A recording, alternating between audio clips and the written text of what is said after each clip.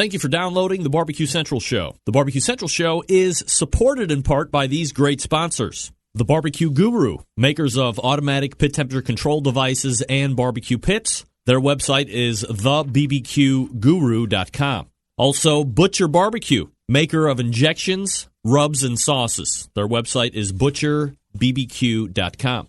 And by Big Papa Smokers, your one-stop online shop for anything in the barbecue and grilling industry, to include World Championship winning rubs. Their website, bigpapasmokers.com. And by Cook Shack, maker of pellet and electric cookers. You can visit them at cookshack.com. Also, Chops Power Injector System. 3 different size injectors to choose from. Find out more at barbecuekansascity.com, and that's barbecue, BARBEQUE. And by Pit Barrel Cooker, one of the most unique and versatile cookers out there on the market. Visit them at pitbarrelcooker.com. And by Smithfield, the biggest name in pork, bringing you great opportunities this barbecue season. Get smoking with Smithfield and their grant program and committed cooks program. Learn more at smokinwithsmithfield.com. And by Green Mountain Grills, some of the finest pellet cookers on the market. Their website, greenmountaingrills.com. Also by Cookin' Pellets, manufacturer of wood pellets to fire wood pellet cookers. Their website is cookinpellets.com. You can also purchase on Amazon.com as well. This is Jennifer Palamas from Charlotte, North Carolina, and this is Barbecue Central. We'll do it live. Okay. Well, do it live! I'll write it and we'll do it live! So to get that perfect barbecue, you use wood. Are you sure it's safe? Whatever. We put the lighter fluid on, strike the match, and... Oh, should we call the fire department? That might be a good idea.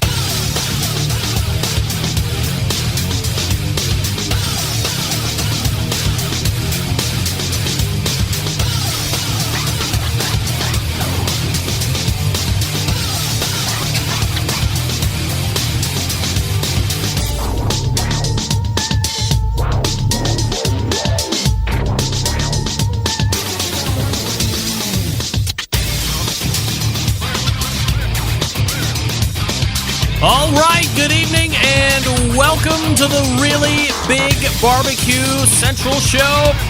Here we go. This is the show that talks about all things important in the world of barbecue and grilling. We broadcast live and direct from the Rock and Roll Hall of Fame city of Cleveland, Ohio. This is the barbecue capital of the North Coast. I don't know if you heard that or not. I am your program host, Greg Rempe. Happy to have you aboard here on your Tuesday evening. Jam-packed show, great show lined up. Oh, my goodness. But if you've always dreamed of becoming part of the show, I'm going to tell you how you can do it right now. You can get in touch with the show by calling 216-220-0966. Email Greg at the bbqcentralshow.com. On the Twitter and Instagrams at BBQ Central Show. Anything else you want to find out about the show can be found at the main website, thebbqcentralshow.com. And here's what we have going on this evening.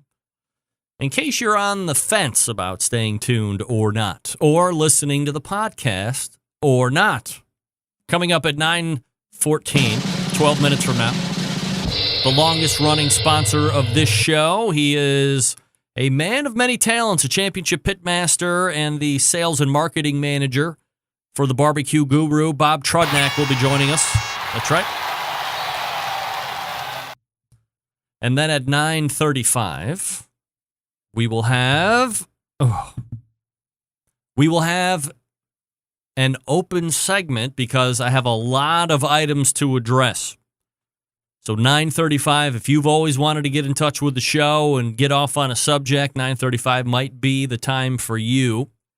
A lot of things that we can get into there, including me and a follow-up interview that I had with Mike McLeod this past Friday to clarify a few items. Of course, you recall him saying that at the end of this year, MMA Creative, which is his marketing company, and KCBS, which they have been partners for the last 11 years, will be splitting up. Got a lot of questions, a lot of emails over the course of the following few days. after last week's show asking, what does this mean for Sam's Club? What does this mean for KCBS in general? Are there going to be sponsors that are taken away because MMA isn't there anymore? What is going to happen? So I chased back down. I chased down yet again Mike McLeod, and I recorded him via the telephone. And I'll play back some of the stuff that we talked about this past Friday. So hopefully to answer a few questions, I don't know if I'm going to be putting anybody's mind at ease per se, or if there's anybody's mind that isn't at ease. But that'll happen at 9:35. We'll also talk about quite an interesting segment that happened last week. I'll get to that here in a second. So that's open segment 9:35. Then we'll move to the second hour at 10:14. The pitmaster of Tim's Full Belly Deli, who will be recapping Death Door Barbecue, the 2-day event that took place in Wisconsin this past weekend. Tim Schopp will be joining me. And helping me close out the show, of course, as I had mentioned in the newsletter, this is the lead up to the American Royal that is going to be happening this weekend, if you can believe it. Labor Day weekend finds the American Royal taking place for the first time ever, by the way. Why not get one of the most winningest American Royal pitmasters on the air to talk about it, how it was back in the day, what he thinks of competition barbecue right now, and we'll also talk a little business of barbecue. After all, he's the one that is out there promoting the Good One Smoker brand. It is the pitmaster of Three Little Pigs, Chris Marks, at 10:35. All that plus your phone calls and emails if you want to jump in. How about that? All right. First and foremost, let everybody know the show is on live. If they want to see it live, you can catch it live right here on my Facebook page, Barbecue Central Show, or you can get it live on the longtime syndication video partner of this show, OutdoorCookingChannel.com. You can also get it on Roku via OutdoorCookingChannel.com or a number of other Internet Protocol televisions. So if you have one of those, go into the App Store, look for Outdoor Cooking Channel. If it's there, download it. You will get a live stream option, plus you will get a host of archives of not only this show, but all the other shows that are on OutdoorCookingChannel.com, so you're going to want to check that out. All right, first and foremost, I want to make a special mention to all of the Centralites, even if you're not a Centralite and you're in Texas, especially in the Houston, Corpus Christi surrounding areas, of course. Special mention to my guy, Doug Scheiding out there. I mean, he's kind of on the periphery, because he's in San Antonio, but thoughts and prayers to everybody that is being affected by the hurricane out there in the Texas area. I hope everybody is doing as well as possibly can be expected. And let me make a call, and I saw a lot of this out there on Facebook today. I'm going to make a mention of it right here on this show, because hopefully if you're not on social media but you happen to listen to the show, and you don't know about it, there's an organization out there called Operation Barbecue Relief. It is an award-winning organization, and basically when natural disasters hit, tornadoes, hurricanes, earthquakes, you name it, they mobilize and they feed first responders and homeless, anybody that can't get a meal. They are showing up, taking their own time, cooking the food. They got the barbecue pits. They're making great food, of course. I mean, these guys most of them are championship award-winning pit masters, of course, but then a lot of them are just like you and me, backyard guys and know what they're doing, and gals, and trying to feed people that are in need. Please, if you've ever considered donating to Operation Barbecue Relief, and go directly to the website, don't fall for any of this other stuff. A lot of people will take a cut off the top. Go right to the Operation Barbecue Relief website. I will leave a link in the show notes in case you don't know where it is, but I mean, just Google it. Send money, unless you are kind of in that immediate area and can lend physical help or cook or do something other in a laborious way in that regard. Otherwise, send money. $1 equals one meal. So you can quickly do the math. If you got $100, it's 100 meals. If you got $50, it's 50 meals. Anything you can send. Please go to the website and make a donation. And I encourage money, because money can go buy more supplies. But ultimately, while labor is great and cookers are great, money is the key driving factor here. So if you can donate, If you've always thought about donating and you're waiting for a great time, this is the time. Now more than ever. Go to the Operation Barbecue Relief website and please make a financial donation. Shout out to the Operation Barbecue Relief folks and what they're currently doing down there. It's going to scale up from here, believe it or not. True American heroes, Operation Barbecue Relief. No doubt about it. Absolutely. So please, if you can, go donate. All right, a lot of people asking me over the last week or so, Greg, you going to be over at the American Royal this year? I can tell you with 100% assurity, no. Get that free stuff out of here. I have Labor Day events to host, go to, enjoy. I do not live near Kansas or the Speedway for that matter. So the answer continues to be no. I'm not going to the American Royal. So if you were looking for me or looking to get pictures with me, I'm sorry to disappoint, but it ain't going to be this year. Maybe next year. But it depends on when it's going to be. If it's going to fall on a holiday, especially Labor Day, like this is right in my cooking wheelhouse. This is one of my weekends. And we already have huge plans made for Saturday. Of course, shout out to the Galeotos because it's about to go down like Chinatown, baby. And I just could not possibly see fit to leave what I have planned on my numerous cookers. But I'm not even going to be here. We're going to be over somebody's house. And enjoy the Labor Day weekend and not go, why is the American Royal on Labor Day? What's going on? So that's the answer to that. Now, I don't know if I can release it yet, but perhaps by next week I can tell you that in 2 weeks' time I might be doing something that I competed in last year around this time, but I don't think I can technically mention it yet.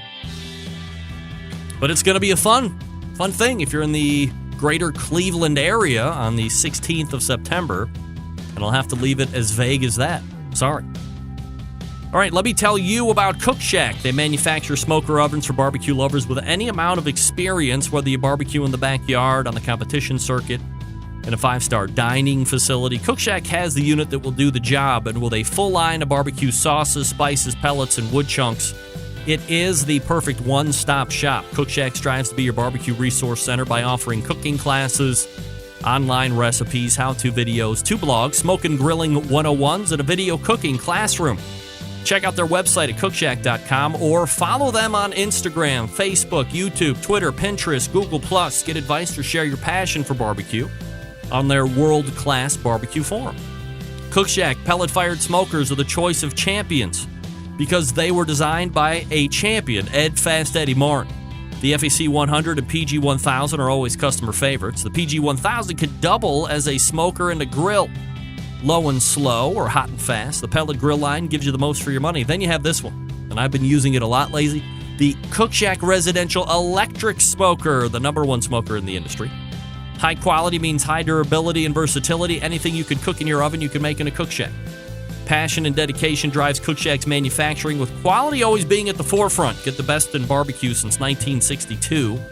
Call 800-423-0698. That's 800-423-0698. Or, again, visit the website, cookshack.com. That's cookshack.com. This past week, 2 weeks ago, it was beef jerky. This past weekend, I tried my hand at smoked cherry tomatoes, and I have to say, while a little over-smoked because it was the first time, went a little aggressive, I can always dial it back to a winning recipe. They were smoky globes of sweet goodness. They ended up going on top of a high-heat pizza that I was making in the Green Mountain Grill pizza insert, believe it or not. I highly recommend smoked cherry tomatoes. About 165, 170 degrees for maybe half hour, tops. Picks up the smoke. That patina was very attractive looking. You follow me on the social medias, you saw it all. All right, when we come back, we will have Bob Trudnak from the Barbecue Guru.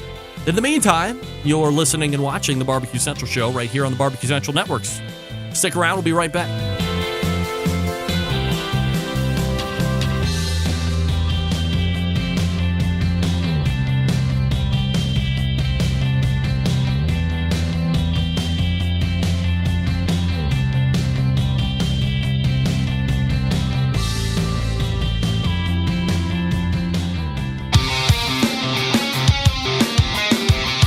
Broadcasting live from the Barbecue Central Radio Network studios in Cleveland, Ohio.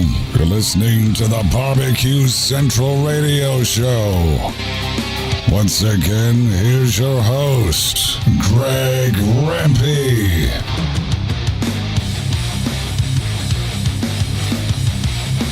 All right, welcome back. The 2017 grant program was a raging success this season. So if you want your event to be considered for next year, 2018, head to smokinwithsmithfield.com right now and apply for the 2018 grant program. Applications are being taken until October 25th.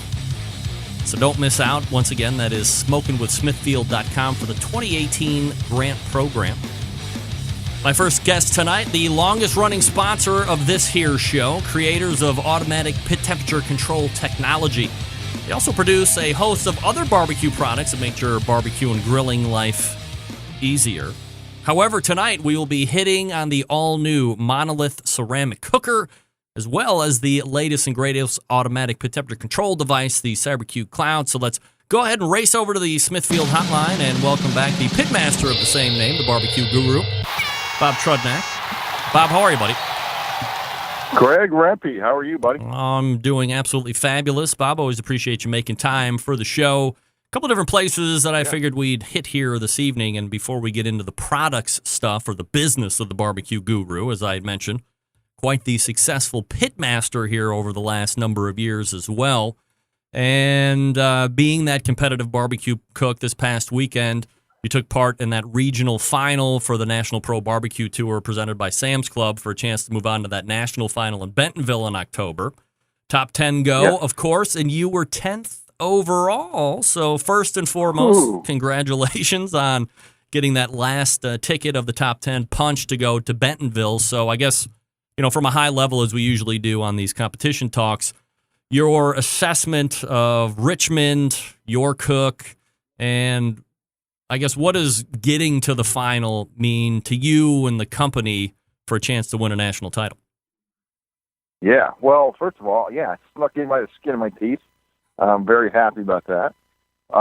Richmond was just an awesome event, as are all Sam's Club events. Michael McDearman and that whole crew just put on amazing events. They take care of the cooks. They're well organized. It's fantastic. So went down to Richmond. It was about a 6-hour ride, and got down there. We had some beautiful weather, and I was ready. I knew this was a tough field of cooks, very, very talented cooks. And I gave it my best shot, and chicken is what carried me to the top 10. You mentioned chicken, 180 in chicken, by the way. Look at you being all nice and humble. So let me ask you this, from a pitmaster's perspective, I guess doing this show so long I can have an idea of where you're going to go with this, but when you have a 180 chicken or 180 ribs, or you name it, 180 is perfect. When you have that caliber of chicken, or any product for that matter, do you realize as you're tasting it and you're cooking it that this is something that might be a little bit more special than what you're normally putting out, or is it always a surprise when you get the call? Well, as a cook who's been doing this a long time, when you have good food, and when you turn in something that could have been a little bit better. And, as far as I'm concerned, every week I cook, it's 180 chicken. But, the judges say different. I always love my chicken. I think it's great. But what you like and what the judges like can be two different things. So I've been inconsistent, to say the least, in chicken. I've done top 5, 2 weeks in a row, and then I'll be 20th place. And it's the same exact recipe, the same exact timeline, the same exact, taste and tenderness, I feel. So, it's a little bit of a, there's wondering that goes on. What are they going to think this week? But I made a change. I didn't make a change to taste and tenderness, but I made a change to what chicken parts I put in the box. And it made all the difference in the world, apparently, this weekend. Well, now you have me wondering, what did you put in something other than thighs? Yes. Really? Yeah. Am I going to tell you what I did? Yes, you are. You're on the really big Barbecue Central show, for crying out loud. You're going to spill the beans. I mean, I can guess, right? Let's see. Spill the beans right here. It was probably chicken wings of some sort, right? Or some type of white meat. No. It was chicken legs. Chicken legs, of course. I did all drums. You did all drums? Yes. Wow. Don't try this at home. Do not try this until after the championship. Yeah, because that could evidently make or break the barbecue guru, right? Yes, I shouldn't have said it, but whatever. So let's carry this out all the way to the end. You go to Bentonville, you win the national championship, you 180 in chicken again. Would you foresee a run on people starting to turn in chicken legs only at that point? Could that be the next big thing? People are going to do what makes them successful. People are not going to change because I did something. You may have a few teams here and there, but, I just think you do what you do, right? So I wanted to try it. I wanted to be a little different. I know it's not the norm, but I know teams who have done this, and I've tasted their chicken legs, and I'm not mentioning any names, but they're fantastic. And I what's interesting is when I was in Germany back in July, I turned in chicken legs because I felt like I didn't have a choice. I turned in the whole leg quarter because they were so small.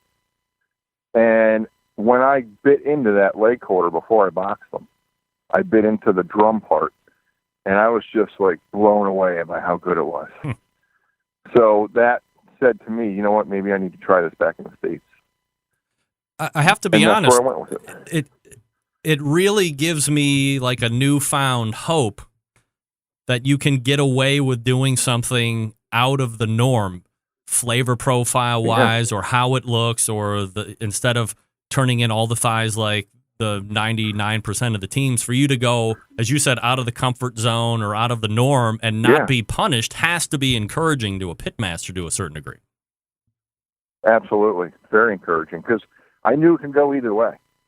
I know people that said, ooh, man, I don't know if you should try this at a contest at this level.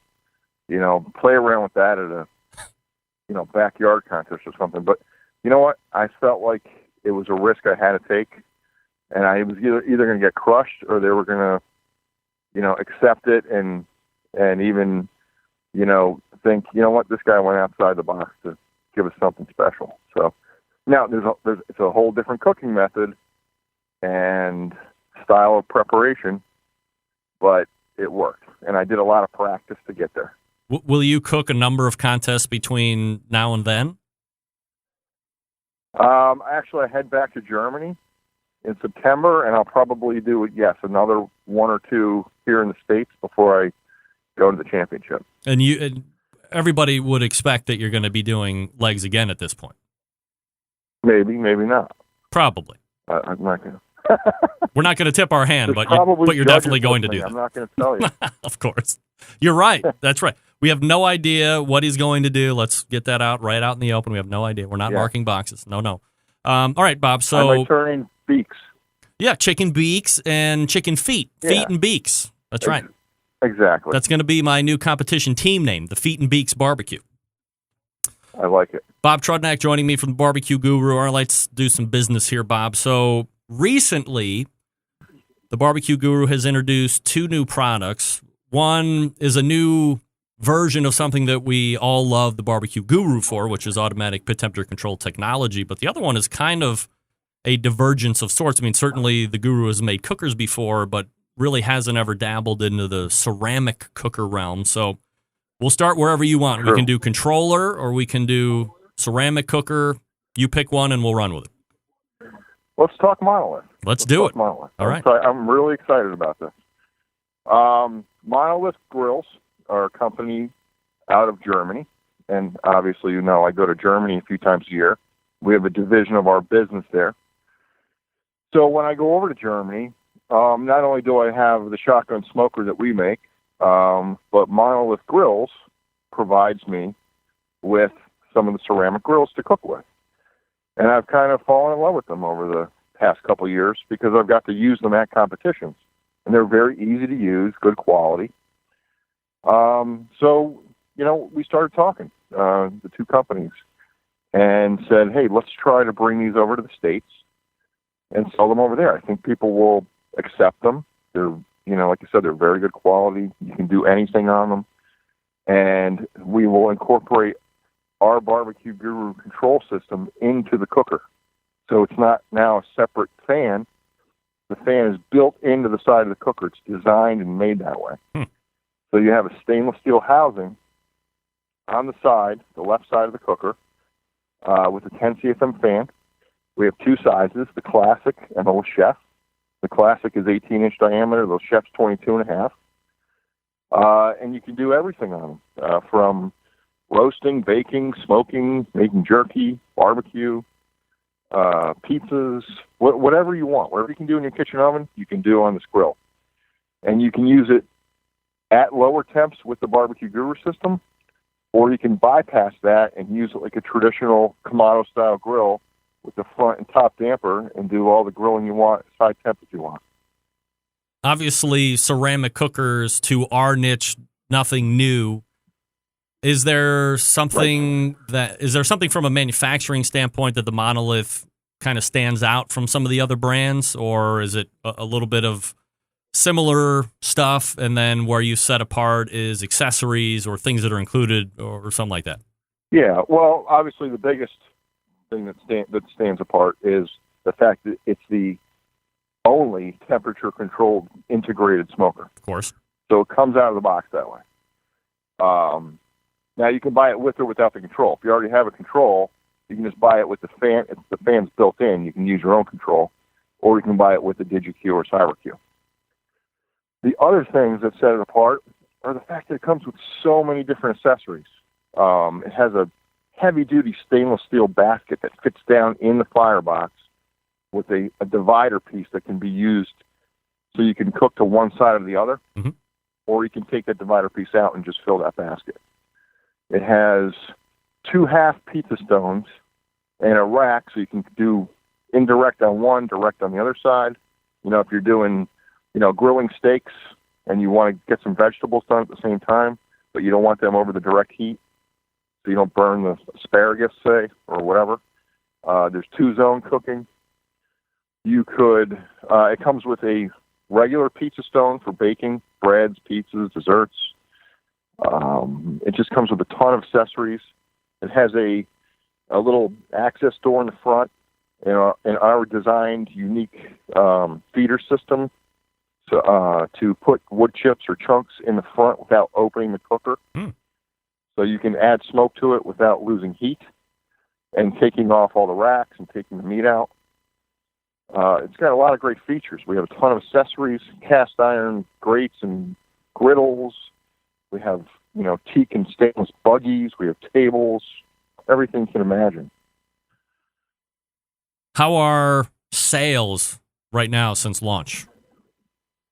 Very good. Yep. We started launching these right after the 4th of July.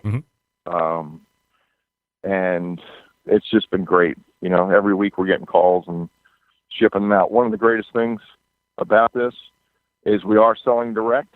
We have a great new website called monolithgrills.com, and they're available there, and bbqguru.com. And we offer free shipping. Really? So it ships right to your driveway for absolutely free. Wow. Yeah. So I don't know how you can go wrong. What are the price points between the 18 and the 22.5?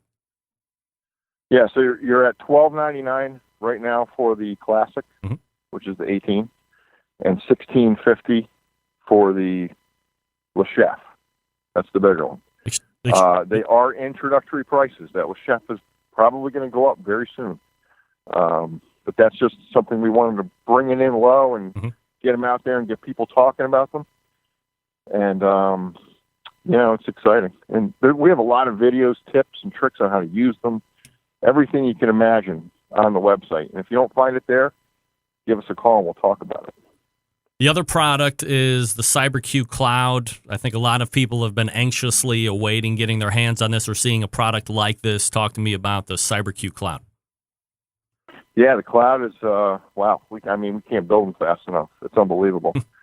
The Cloud is a just a new version of the CyberQ Wi-Fi, and there are some new hardware, new electronics in it, and it comes with Share My Cook. Share My Cook is a brand new website that we launched, so you can register your cloud device to Share My Cook, and you can create recipes.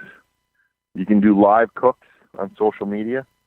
You can see all the graphing. You can make notes within the graph. Say you light your coals, you come up to your temperature, for example, 250, and you put your meat on, and then an hour and a half in, you want to go, spritz it with apple juice or whatever you want to do. Mm-hmm. And then you look at your graph and you can see, nice even temperature coming up, and then all of a sudden you see a big dip. Well, you can go in there and make a note. Spritzed ribs, open cooker. So now you can save that data, and it's recorded for you, so you can go back and look at it. And the other thing you can do is put all your parameters in. Everything from, the type of cooker you're using, the temperature it was outside, the types of meats, the charcoal, whatever you want. You can make it as easy, or you can make it as involved as you want, and then look at your successful cooks and look at your unsuccessful cooks and say, okay, I want to repeat this, and then go back and do it. Because you have all the information now laid out in front of you. It's all laid out in front of you, and like I said, you can share it live. So one of my goals here is to get to a competition and get a live cook going so that people can see my competition cook live. And I will get it done soon. Price point wise on the CyberQ Cloud, Bob? Yeah, it's I think we only raised the price $10 on it, believe it or not. We were able to keep it pretty low, so I think it's $265 plus fan and adapter. And if you have the Monolith, all you need to do is hook the controller up, and you have the fan, and you're all set to go. That's exactly right. Wow. Yeah, so we sell, like I said, we sell it by itself. They all come with the fan. They're built in. You can buy it without the control. You can buy it with the DigiQ or with the CyberQ. And the price with the DigiQ are $12.99 and $16.50, and they go up about $100 with the CyberQ, and they go down about $100 without any control if you already have one. And of course, you said the website's monolithgrills.com for the cooker, and then of course bbqguru.com is the flagship website. Yes, and also check out sharemycook.com. Yeah, it's pretty cool. You can go in there, browse around, look at recipes, look at what other people are doing, and start recording your own. But let me ask you one final question before I let you go. There was quite the debate the last couple weeks as KCBS had kind of kicked out the idea of potentially allowing gas into, or at least the thought or the talk of allowing gas into competition barbecue. You have an issue with that? I don't, personally, I don't like involving gas in traditional KCBS barbecue contests. Just let it be charcoal and let it be wood. The devil inside of me would say, well, geez, Bob, you're the guy that does automatic temperature control devices. How traditional is that? Yeah. Blah, blah, blah. I'm just blowing air, man. That's it? That's it. Just blowing air. So you say I don't know. I just like the fact that it's traditional charcoal and wood. Yeah, I mean, we can go back to, you don't really need any of the devices that are out there today. You don't need any of the cookers. Sure. You can go dig a hole in the ground and get yourself a sharp stick and some wood and build a fire and cook whatever you want. So anything that's really on the market today is not needed, but it's about convenience. It's about people have busy lives and they still want to cook traditional barbecue. But as far as competitions involved, I don't mind that there could be propane competitions, electric smoker competitions out there. Have at it. That's great. But I don't like mixing them.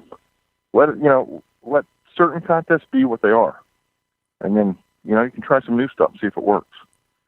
Bob Trudnak is the sales and marketing manager for the Barbecue Guru, longest running sponsor of this show. Also the pitmaster for the team name with the same name, Barbecue Guru. Going to be headed over to Germany in September. I'm sure you're going to have a great time there. You're kind of like almost second citizen over there, right? Oh, it's ridiculous. Yeah, they think I'm one of them. And I am. You know, when I go over there, and I'm bringing Big Mo with me this time, so we're going to have a blast. Oh, wow. Well, we'll have to get a recap when you guys get back to the States. But in the meantime, check out the website, bbqguru.com. If you have any questions, obviously, as always, tell you in the reads, make sure you call so you can get all your question answered. If it's not Bob, it's one of the very well-capable people answering the phones and making sure they're getting you the right stuff to get you up and running right out of the box. Bob, always appreciate the time, man. Thanks so much. All right, Greg, take care. You got it. There he is, Bob Trudnak. By the way, saying all guests on the Barbecue Central show appear via the Smithfield Hotline. Yummy. Have your own gas competitions, why don't you? I have to admit, I'm a little surprised that he was anti-gas for KCBS, right? I mean, that's the argument, of course. He made a good counter-argument. I mean, what don't you need that people are using? Pretty much everything. That's kind of true. All right, open segment coming up next, so if you want to jump in, I'm happy to have you, 216-220-0966. In the meantime, let me talk to you about Big Papa Smokers, the one-stop online shop for anyone interested in anything barbecue. A curated selection of only the best outdoor cooking and grilling supplies that will get you on the path to better barbecue results in no time. Everything at BigPapaSmokers.com has been approved by Pitmaster Sterling Big Papa Ball himself. From award-winning rubs and sauces to American-made grills and smokers, Big Papa Smokers has everything you need to become a better outdoor cook in general. Whether you're a backyard guy like me or a competition pro, Big Papa Smokers has something for you. They're known for the championship rubs and seasonings, popular flavors like Sweet Money, Cattle Prod, Cash Cow, all proven winners on the competition scene and in the backyard. Big Papa's offers 13 perfectly well-balanced flavors that will transform ordinary meals into extraordinary. Whether you're cooking to impress the judges or grilling for your family and friends, Big Papa Smokers' award-winning rubs and seasonings do not disappoint. You can pick them up at BigPapaSmokers.com. Of course, then you know they have the West Coast offense when they combine with Big Papa's and Simply Marvelous. That's the West Coast offense, cornering the market on competitive barbecue. They have redefined the flavor profiles that cooks from across the country have begun to aim for. Also, they are a proud owner of Granny's barbecue sauce. If you're looking for a new go-to sauce that will please everyone, Granny's traditional yet powerful flavor will remind you why you fell in love with barbecue in the first place.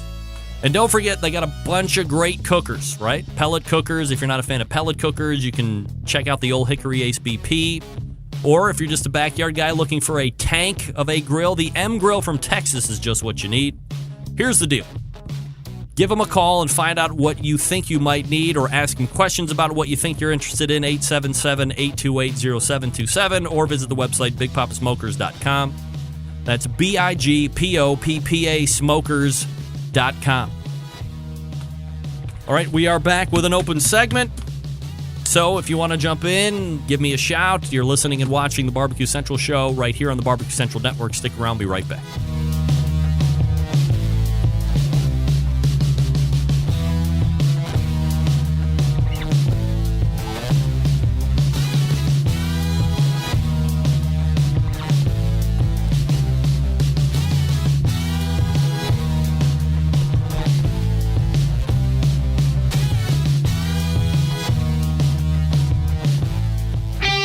Ready to get on the air? Call 216-220-0966. Now, let's get back to the LeBron James of barbecue talk. Greg Rempe.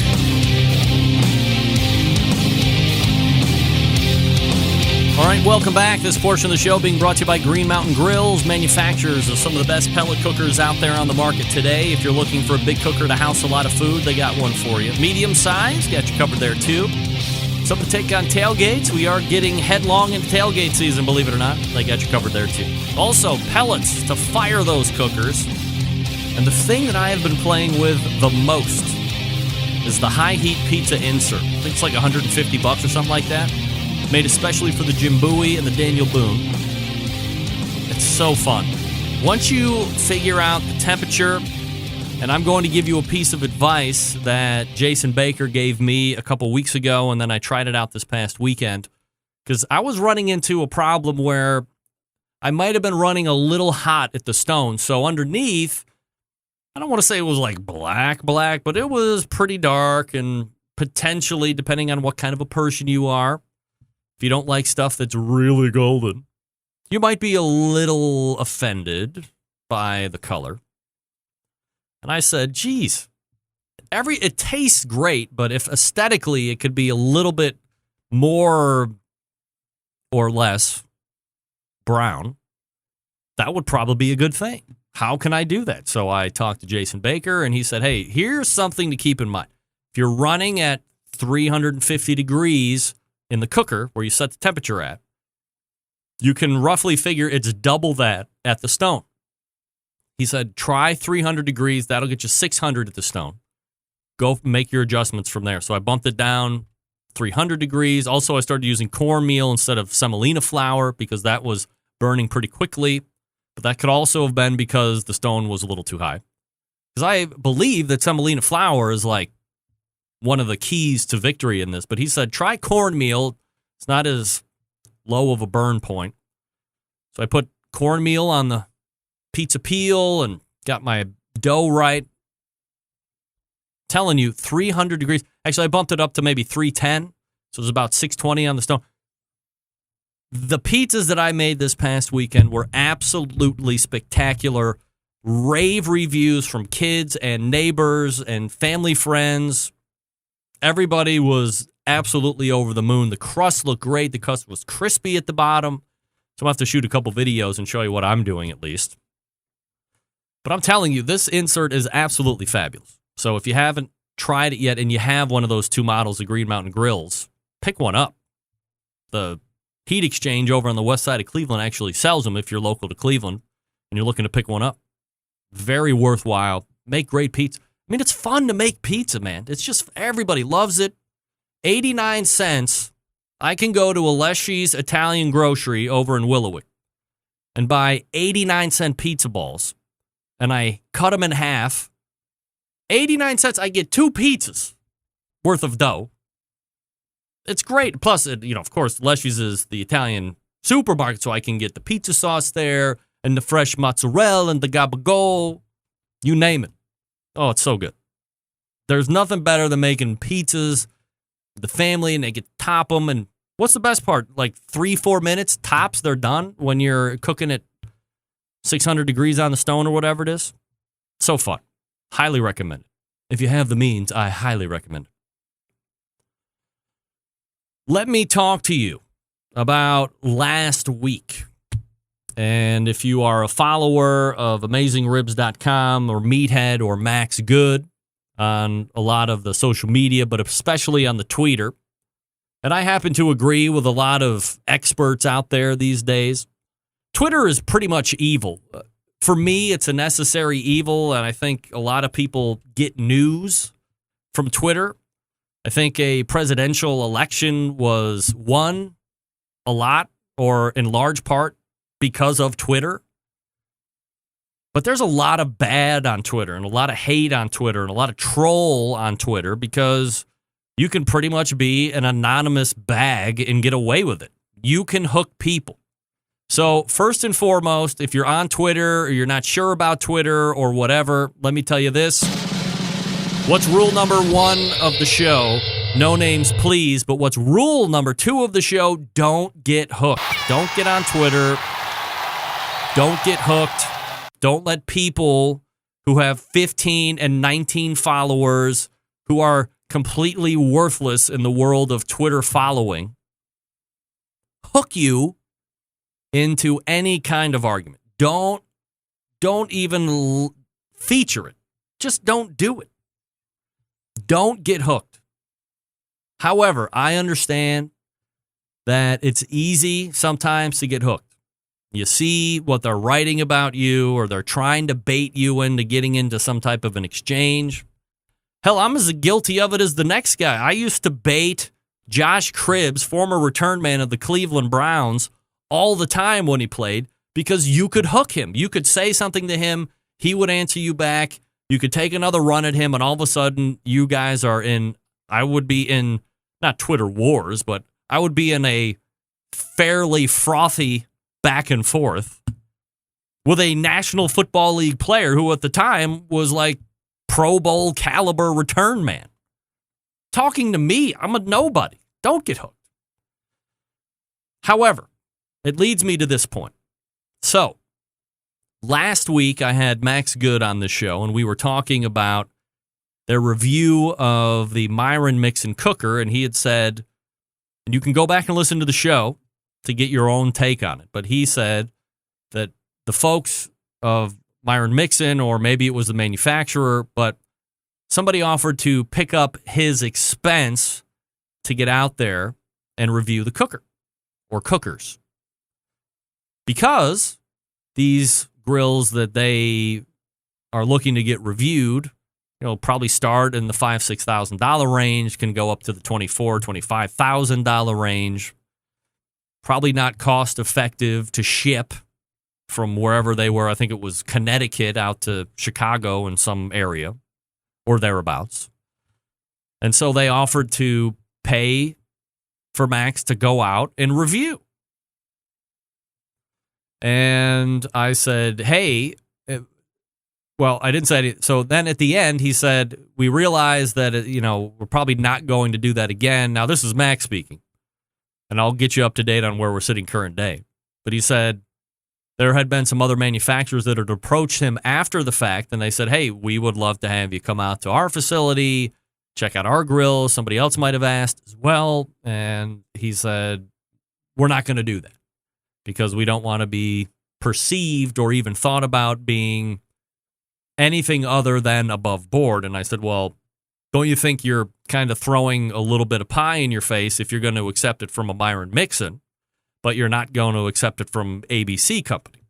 If you're going to do it and be very upfront about it, disclose it, and say X company or X barbecue pit manufacturer or X grill company is paying for my expenses to their location where I will do a complete review and trial of these grills, and I will be able to post our unadulterated thought and review of these cookers. Now, somebody on Twitter took Meathead, Amazing Ribs, and Max to task and said, how can you call yourself unbiased?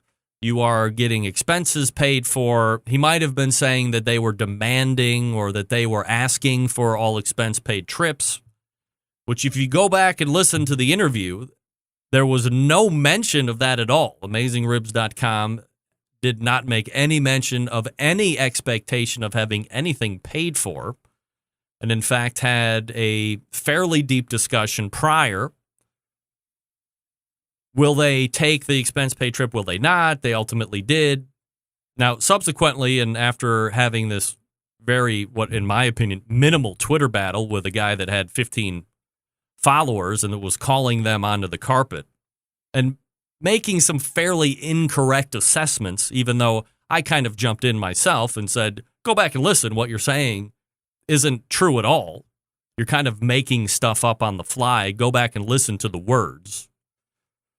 But Meathead found it incumbent upon himself to write a whole new junket page on their website and basically stating, and I'm paraphrasing, that his acceptance of an expense-paid trip out to the Myron Mixon camp to review the smokers seemed innocuous enough, but after further review and getting involved into some hook fighting with a guy on Twitter, or maybe a gal, who knows these days, that they did make a error and that they were asking for fans of Amazing Ribs forgiveness, and that they had also been in contact with Myron Mixon's folks, and they are reimbursing back the expense that was initially laid out by either the manufacturer or Myron Mixon's camp on the review of the smoker. So everything paid back. And my thought is this, and this could be a very unpopular thought, and maybe it's because, I guess up until last week, and I didn't even think it was that big of a deal, all of Meathead's reviews and findings and critiques and experiments have all been above board. His reputation and the website's reputation has been beyond reproach.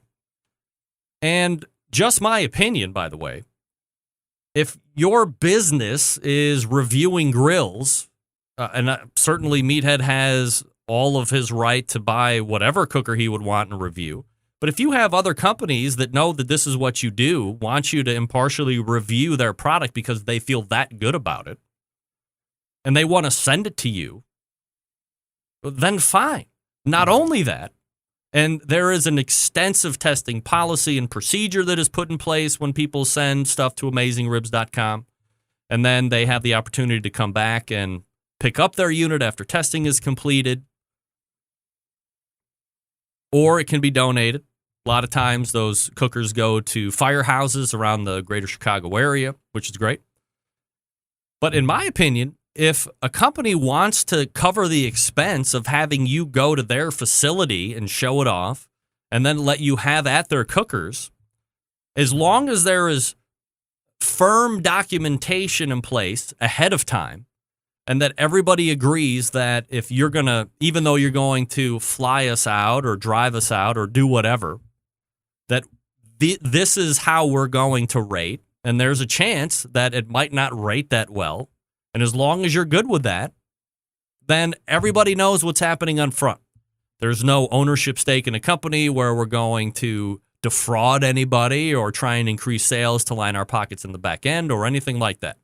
So I don't think that there's anything wrong with a company approaching somebody and saying, hey, we'd love to have you come out. We'll carry it as long as everything is above board, everything is disclosed to the reader and the consumer, and then make your own choice at that point. If you think that somebody can't be impartial because they're having their expenses covered going out to a manufacturing facility, that is, if that's the hurdle that you can't get over, then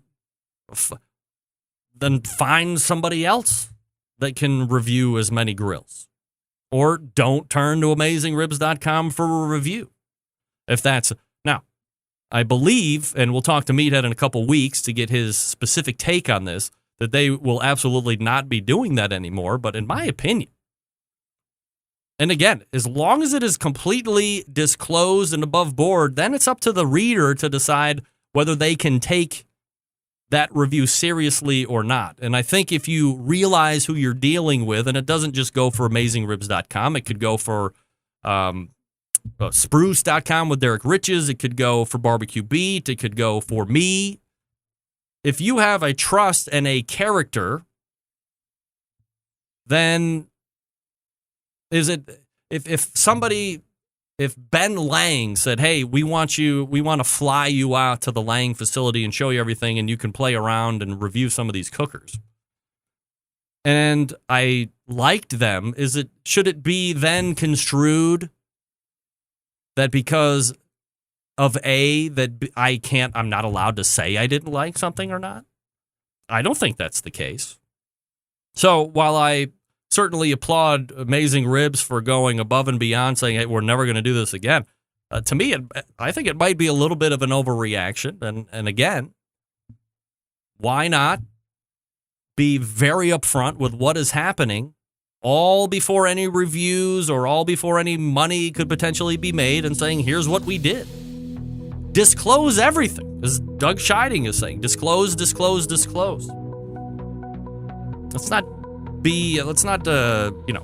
jump to any conclusions, because that's the easy thing to do, of course, on the internet, because we have access to everything at all times in nanoseconds. You can just get on and start taking anybody to task that you want. That's just my 2 cents. I don't think it's that big of a deal as long as everything is being brought to the forefront. All right, folks, let me talk to you quickly about the Pit Barrel Cooker. All right, pulling the trigger on a new cooker can be nerve-wracking sometimes. Temperature control, fire management, what woods to buy, who needs the hassle. I'm going to suggest to you one of my favorite little cookers, the Pit Barrel Cooker. Pit Barrel Cooker makes cooking simple and fun, and it might be the most unique, versatile, and easy-to-use cooker available on the market today. Imagine a single cooker that will turn out great traditional barbecue meats like briskets, pork butts, ribs. Can also ramp up in temperature to do burgers, chicken wings, and hot dogs. How cool is that? Versatility is all thanks to the revolutionary design that goes beyond traditional convection. Their hook and hang method places the food in the center of the heat, so it's acting like a stationary rotisserie. The result, great tasting, perfectly cooked meat each and every time. Not only is the Pit Barrel a fabulous cooking vessel, it's aesthetically sexy as well. Built to withstand the heat thanks to its porcelain enamel finish, the Pit Barrel is able to withstand any type of weather as well. Extremely portable, it fits in the back of most trucks, vans, and SUVs. Basically, it's ready to go wherever you are.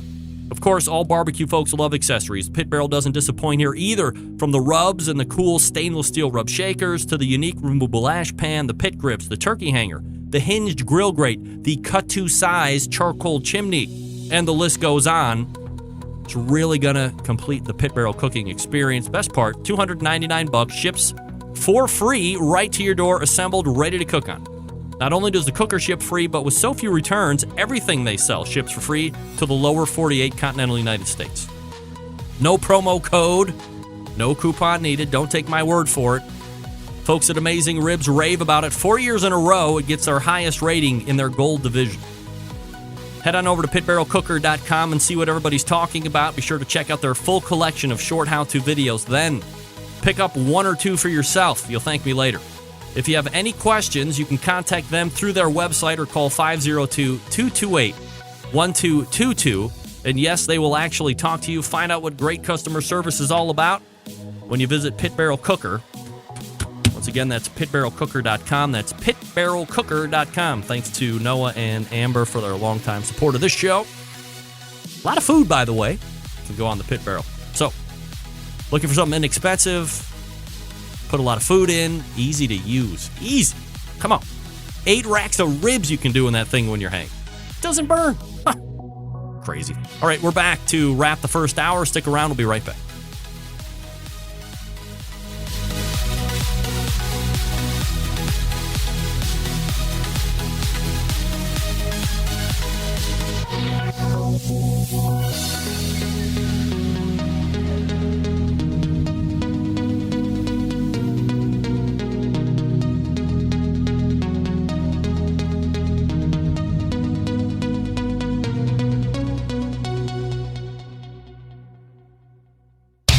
Big name interviews, advice on cooking brisket and ribs, and the only host willing to share his honest opinion on all things important in the world of barbecue. It's the Barbecue Central Show.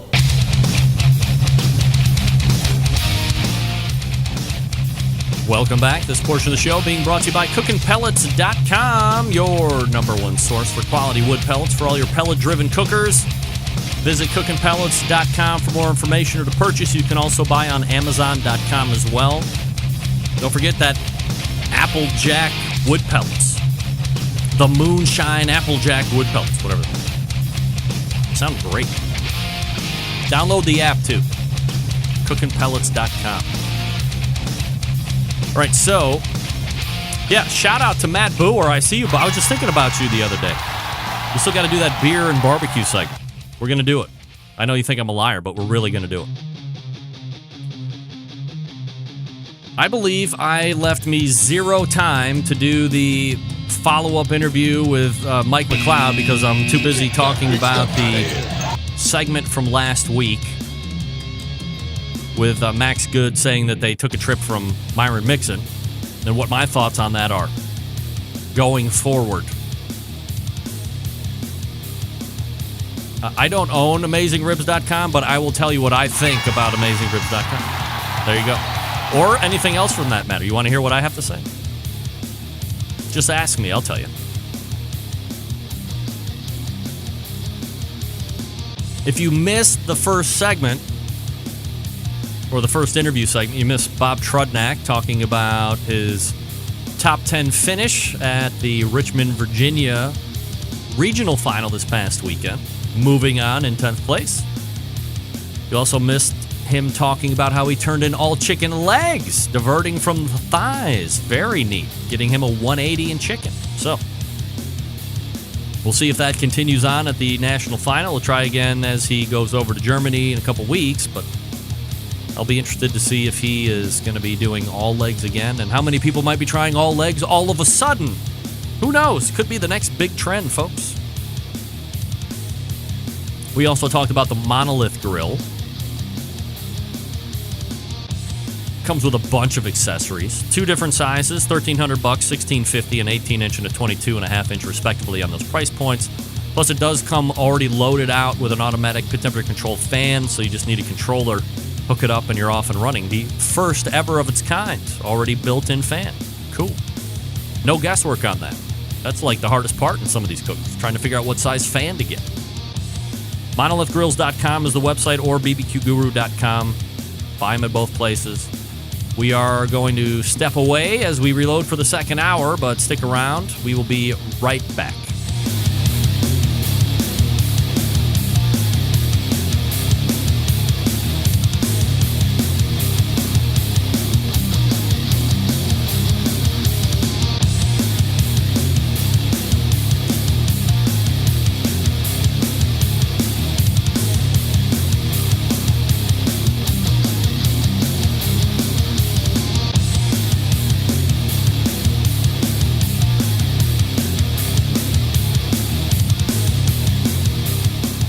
This is Bobby Rempe from Cleveland, Ohio, and you're listening to Barbecue Central.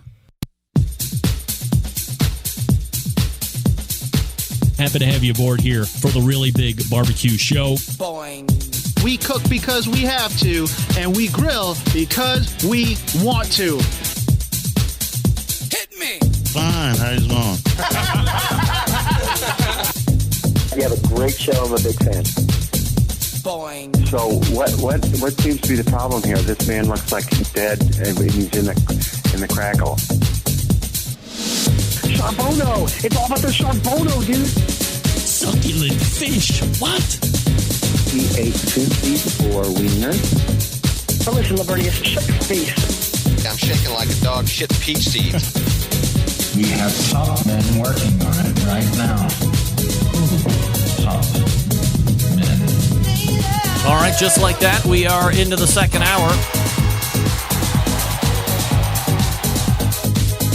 It's the Barbecue Central Show, folks. In case you didn't know, we talk about all the cool things that are happening in the world of barbecue and grilling, all that stuff. So if you missed the first hour, luckily, you can subscribe to the show on podcast, which is how 99% of you listen to the show anyway, so thank you for that. Still to come on this show, not Rich Rob. Sorry. Tim Schopp from Tim's Full Belly Deli. Boing. Also, Chris Marks from Three Little Pigs. We'll talk a little American Royal. It's coming up. So you got that to look forward to. We talked to one of the top 10 finishers in the first hour, but the National Pro Barbecue Tour presented by Sam's Club rolled into Richmond, Virginia this past weekend. Of course, this was the regional final that sends the top 10 teams to Bentonville, Arkansas for the national final. That'll take place on October 7th, and the top 10 teams moving on are winning it with a 698.8 Smokin' Buttheads. Yeah, butthead. Reserve Grand with a 694 Wolf's Revenge Barbecue. Good job. Third place, Good Smoke Barbecue. Fourth place, well, looky here. It's Dan Hickson and Three Eyes Barbecue moving on. Fifth place, Rocky Top Barbecue. Sixth place, Sweet Smoke Q, Florida. Seventh place, Checkered Flag 500 Barbecue. Eighth place, Pork Butt Paradise. Ninth place, Insane Swine Barbecue. And 10th place, The Barbecue Guru. So, how about that? The next National Pro Barbecue Tour event takes place this coming weekend. That's going to be in Traverse City, Michigan. Good luck to everybody competing. Since it is a local event, top 6 teams will be moving on to that regional. If you didn't hear it or see it on any type of Google barbecue alert. Certainly, as I talked about in the very beginning of the show, a lot of devastation, a lot of flooding, a lot of people need help down there in Texas. But as we relate it to barbecue, one of the most iconic, famous, popular barbecue places down in Austin caught fire during this storm, believe it or not. A fire that officials say was caused by an ember from a barbecue pit severely damaged part of Austin's renowned Franklin Barbecue early Saturday. Nobody injured in the blaze, this according to mystatesman.com. James Beard award-winning pitmaster Aaron Franklin said he received a call at 5:37 a.m. alerting him that his restaurant was on fire. He jumped into his truck and headed to the restaurant. He and his wife, Stacy, opened at 900 East 11th Street in 2011. An employee cooking his ribs had first noticed the fire and called 911. The smokehouse where the fire originated was almost completely destroyed, though the pits themselves weren't damaged. Parts of the roof caved in, and the walk-in cooler suffered serious damage. And a quote, "Damage is certainly worse than I thought it was going to be," close quote, Franklin said, following a walkthrough with the Austin Fire Department. "We deal with fire every day. It was inevitably someday something was going to be a problem. I just hope we can get it back together." Fire department officials said there was an accidental fire caused by a wind-blown ember from the pit that was ignited surrounding combustible materials. The fire is estimated to have caused $200,000 worth of structural damage and $150,000 worth of content damage, which is probably food and other stuff. The fire was contained to the room that houses the smokers. The restaurant's kitchen and the dining room only suffered smoke damage. This was not much property loss, as most restaurants would have had, Franklin said. There is arguably no other restaurant name as synonymous with the city of Austin as Franklin's Barbecue. What started as a trailer in Interstate 35 access road in 2009 has grown into the city's greatest tourist attraction and a bucket list item for barbecue lovers from Texas and around the world. Lines regularly start forming 3 hours before the restaurant opens, and in 2016, Franklin became the first barbecue cook to ever win the prestigious James Beard Award for Best Chef. Franklin said he assumes the entire frame of the smokehouse will have to be torn down and rebuilt. Also in a quote, "I kind of had a game plan to get us back open, but going inside kind of crushed that," Franklin said. He still hopes that they will be able to reopen in a few weeks, but said they'll have to wait for rain to cease before they can fully analyze what can be done.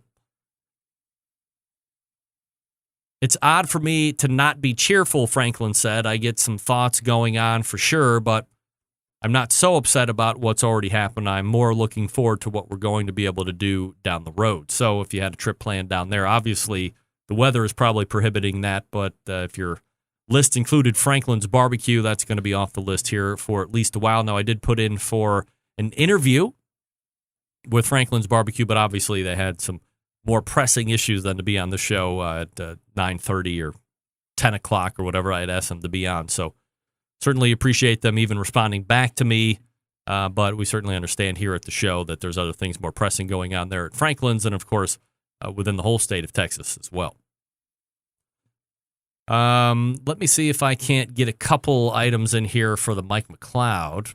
So he had mentioned that they were going to part ways with KCBS. And let me get to my sheet here. I asked him to kind of clarify what all that will mean from a high level, and this is what he had to say. When we talked the other night, we basically said that the relationship was going to end at the end of the year. And to better clarify that for those who are interested, the thing that's ending is our official agency of record status. We won't be handling 100% of their marketing. They'll actually be able to use some other firms or other people to help KCBS grow in other ways that they see necessary or fit. We will still be in the mix from time to time. As I mentioned to you numerous times over the past several years, barbecue's in our blood. Barbecue's in the DNA of who MMA is now. So we're not getting out of it. And there might be times that we need to help KCBS achieve some of its goals going forward, even though we may not be the agency of record. I then asked him from an infrastructure standpoint, Is there anything that KCBS members need to be concerned about, or people within the structure itself? Most importantly, ownership of website or any of those other items, is that something that might go away or is going to need to be addressed or what have you? There won't be any issue on the website front, I don't think. We've never been in a position where we tried to own it or even claimed ownership of it. It's always been a mutual effort, and everything that we've created or put in play for the website for KCBS is really ultimately their property. So going forward, I imagine that we will assist them in making sure that the transition is smooth, depending on who they end up using ultimately to either relaunch a new site or augment the current site. But all the records, all the things that you see there, all that stuff will still remain intact in some form or fashion. So the biggest question that I got that I wanted to chase back, Mike, and ask was a lot of people saying, hey, how is this going to affect next season's National Pro Barbecue Tour, Sam's Club, all that stuff? Is it going to go away? Is it going to become something else? Then I asked Mike what light he can shed on Sam's Club and its next stage, if any. Well, first of all, I see the National Pro Barbecue Tour will be coming back in 2018, and we will be managing that tour. We've built a great relationship with Sam's Club, and that tour by far had one of the most profound impacts on the barbecue industry. Sam's Club knows that. KCBS knows that. I know that. So given the fact that we are intimately involved with them, we created the tournament, we operated, we work with great people like Michael McDermott and contest reps to make sure that it's run properly. Given that we're the nucleus to that whole thing, it doesn't make sense at all that would change going into 18 or beyond. Right now, the visibility is good. We are 100% certain that a tour is going to be put back in play for 2018. And currently, I'm working on that right now. So if you were wondering, nothing is going to be happening as it relates to the National Pro Barbecue Tour going away or being it will be, as it has always been, a KCBS sanctioned event. I do have more sound to play as time permits, but I wanted to get those pieces out since a lot of people were wondering exactly what may or may not happen in regards to Sam's Club and some of the other things as KCBS and MMA part ways to a certain degree, or at least as the agency of record, starting January 1st, 2018. Thanks again to Mike McLeod for letting me record him this past Friday.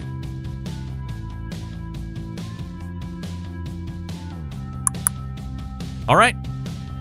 We got Tim Schopp coming up out of the break. Let me talk to you quickly about the 2015, 16, and 2017 Barbecue Tool of the Year. The Chops Power Injector System. 3 sizes to choose from. Number 1 seller, the half-gallon Chops Power Injector. Designed for competition folks or to pump up the backyard person like me or you. Easy to use. Clean it, fill it, pump it, and away you go. If you have just one brisket or pork shoulder to do, you don't need to fill it all the way up. Just put in what you need. It uses it all. It comes with a whole bunch of really cool stuff that you get. You pay $100 plus you pay shipping. Then you have the 1-gallon Chops Power Injector System. Holds double the amount of the half-gallon. Some use it in competitions like Memphis and May to do that whole hog, or maybe you're cooking 10 shoulders to get a perfect one. This one also comes with a whole bunch of cool stuff. It's $120 plus you pay shipping. Then you have the Chops Full Power Injector System. It's electric and is the commercial and competition Big Daddy. Not a holding tank this time, but a 3.5-foot pickup tube that you can put in any size container from a few ounces to a 55-gallon drum. It was designed for Chef Rob at the best barbecue restaurant in Kansas City. He has said time and time again that with the Chops Full Power Injector System, his briskets are better than ever. This one comes with a whole mess of cool stuff. It's $325 plus you pay shipping. Some of the top pitmasters in the world use the CPI system every day to make their barbecue better than everybody else's. Here's the deal. We live in a foodie world. You need something that can put flavor in every bite. This is how you can do it and do it fast. And it's not just for meat. You can also infuse alcohol into watermelon or a whole bunch of other neato stuff. Every injector hand-assembled right there in Kansas City, Missouri, USA. You got extra accessories or you want them, they got them. You can shoot a whole bunch of different ground spices. Here's the best advice I can give you. Call or visit the website Barbecue Kansas City, BARBEQUE, barbecuekansascity.com, and check out everything that they have to offer. The Chops Power Injector systems give your barbecue power. Also, visit Dan's Barbecue Shop in Kansas City. All right, Tim Schopp coming up out of the break. Stick around. We'll be right back.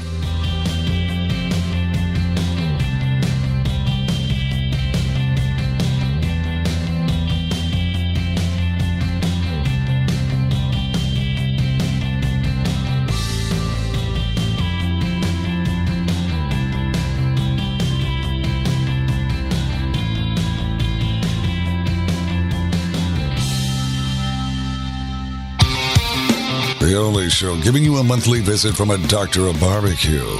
A man actually named Meathead. The author of a barbecue Bible. Bloggers, reviewers, competitors, and manufacturers by the dozens. It's the Barbecue Central Show. Once again, here's your host, Greg Rempe.